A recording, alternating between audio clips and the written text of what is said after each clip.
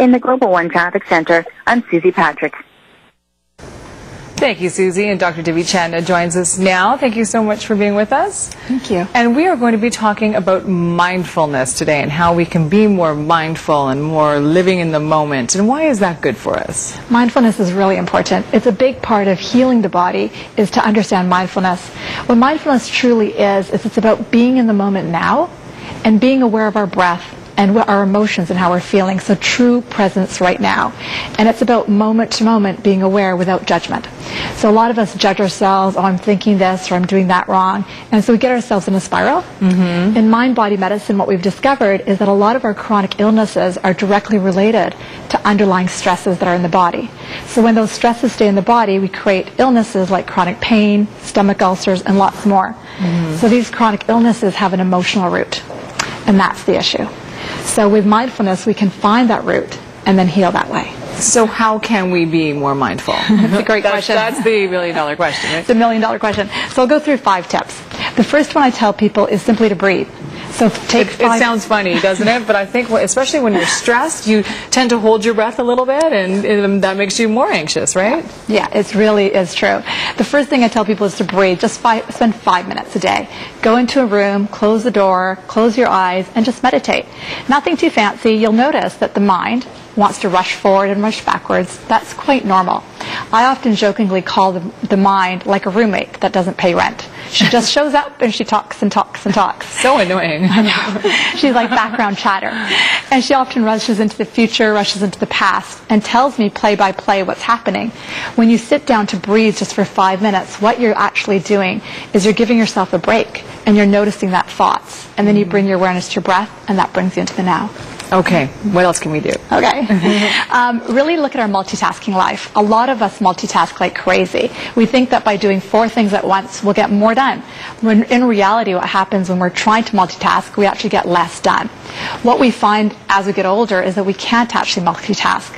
Our minds are only determined to do one thing at a time. So do one thing. And do it mindfully. What you will find when you do that, you will get more done more efficiently. So try to just do one thing at a time. I don't think I've ever done one thing at a time, so that's probably not very good for me. One to work with. The other thing I always tell people is to eat a bit slower. So these next 3 activities are really about bringing mindfulness into your life. So for example, eating. We're all going to eat today, once, twice, or 3 times.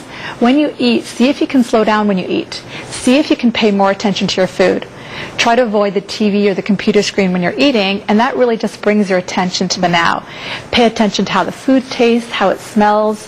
You might notice the spices a bit differently. You might notice the smells. When people actually do this, they actually eat less. And when they eat less, they get full quicker, and then they just feel better. Right. Yeah. That is really good advice. I think a lot of people do get distracted by the TV, or, we have a no electronics at the table rule. We have conversation, yeah. Yeah, it's a great rule. We have this game where if anyone touches the phone during dinner, that person's paying. Right? Yeah, that's right. That is a good one. Yeah.